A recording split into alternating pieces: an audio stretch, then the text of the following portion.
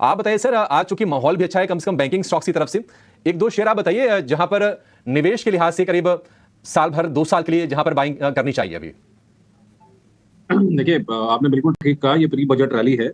और जहां जहां पे मार्केट के एक्सपेक्टेशंस हैं, जिन सेक्टर्स में एक्सपेक्टेशंस है, वहां पर बिल्डअप हो रहा है। हमने देखा फर्टिलाइजर स्टॉक्स अच्छा कर रहे हैं, हमने देखा डिफेंस स्टॉक्स ने अच्छा किया, बहुत सारे इंफ्रा स्टॉक्स ने अच्छा किया। तो एक एक करके सेक्टर रोटेशन हो रहा है। और धीरे धीरे हम देख रहे हैं कि जहां जहां एक्सपेक्टेशन है वहां पे तेजी बन रही है। So all said and done, अगर आप केवल आप बैंकिंग पूछ रहे हैं या ओवरऑल मेरे कुछ स्टॉक्स पे आपको रिकमेंडेशन चाहिए? नहीं सर, ओवरऑल बताइए जो भी आपको सही लग रहा हो। मैं बैंकिंग से शुरू करूंगा। हमारी कई बार बात हुई थी, मुझे अच्छे से याद है, हमने एचडीएफसी बैंक के बारे में बात की थी। मैंने कहा था कि जब कोई नहीं देख रहा था एचडीएफसी बैंक को 1400 के करीब, तो एचडीएफसी बैंक लेने के लिए मैंने बहुत स्ट्रांगली रिकमेंड किया था। अभी भी मुझे लगता है यहाँ पे स्टीम है। तो जो टॉप रैंक बैंक्स हैं वहां पर तो अच्छा एक्शन है ही। मुझे लगता है जो मिड कैप बैंक है सरकारी, जैसे बैंक ऑफ इंडिया है, इंडियन बैंक है, यूको बैंक है, आईडीबीआई है, ये बहुत अच्छे लगते हैं। पब्लिक सेक्टर क्षेत्र के बैंक हैं। प्राइवेट में आईडीएफसी फर्स्ट बैंक अच्छा लगता है। मुझे लगता है कि इंडसइंड बैंक भी यहाँ से घूमता हुआ दिख रहा है।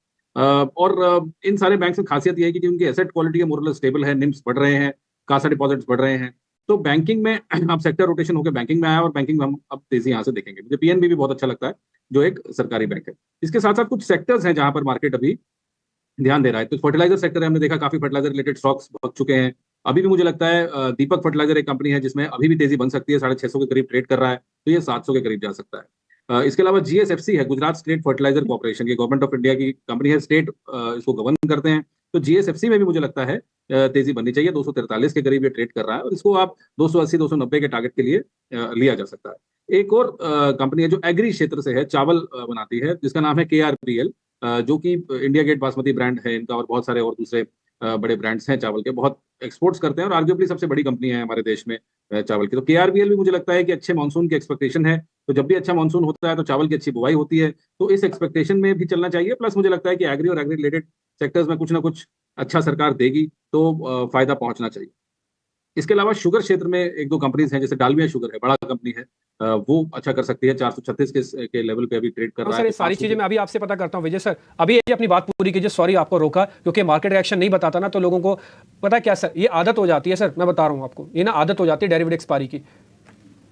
डिम्पी जी, आपने बड़ी अच्छी बात बोली कि ये क्या कर रहे हैं, क्या हो रहा है। अभी जिस प्रकार से रिटेल पार्टिसिपेशन हुआ है मार्केट्स में, और बहुत सारे बच्चे नए नए एंट्रेंट्स हैं, वो पैसा जला रहे हैं, ऑप्शन राइटिंग करते हैं, और अगर इस तरीके से 1000% 3000% का मूवमेंट होगा, तो ऑप्शन राइटर्स का तो छत उड़ जाएगी।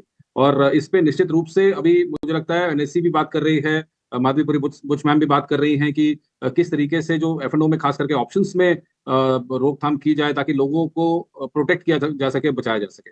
तो ओवरऑल मैं मानता हूं कि बहुत गड़बड़ बात है, इसलिए बेहतर है कि आप कैश स्टॉक्स में रहें। बहुत अपॉर्चुनिटी है, मार्केट पैसा बनाने के लिए ही है, और ये किक के लिए नहीं है। लोग बहुत सारे इसको किक के लिए यूज करने लगे हैं कि हमें बहुत मजा आता है, और एंग्जाइटी होती है, और एड्रेनलिन रश होता है, तो उसके लिए नहीं है मार्केट्स पैसा बनाने के लिए है। अच्छा कंपनी लीजिए, वेट करिए। तो एक आध कंपनी में और बोलना चाहूंगा। मुझे लगता है हाउसिंग फाइनेंस कंपनीज में अच्छी तेजी हो चुकी है। इसी क्षेत्र में एक और कंपनी है, इंडिया बुल हाउसिंग फाइनेंस, जो करीब करीब 173 पे भी ट्रेड कर रही है। तो मेरा ये मानना है कि इसको थोड़ी लंबी अवधि के लिए लिया जा सकता है, 250 के टारगेट के लिए। एक फाइनली मैं एक कंपनी बोलना चाहता हूँ, ग्रेफाइट इंडिया। ये प्राइमरली कार्बन ब्लैक में है, और कार्बन ब्लैक जैसे हम जानते हैं बहुत जबरदस्त इंडस्ट्रियल यूजेस हैं इसके, ईवीज में भी बहुत काम आता है, और बहुत सारे क्षेत्रों में कार्बन ब्लैक यूज होता है। तो ग्रेफाइट एक दिग्गज कंपनी है इस क्षेत्र की, जो करीब करीब 592 593 पे ट्रेड कर रही है। मुझे लगता है ये आराम से आपको 650 का टारगेट दे सकती है। तो ये कुछ कंपनीज हैं जो मेरी नजर में है, अंडर वैल्यूड भी हैं, भगी हुई नहीं है, लो बीटा है एज कम्पेयर टू जहां पर बहुत ज्यादा यूफोरिया हो चुका है डिफेंस में। तो वहां से निकलिए और छोटी दूसरी कंपनीज में जाइए जहां पर इतना ज्यादा तेजी नहीं बनी है और बनने के चांस है।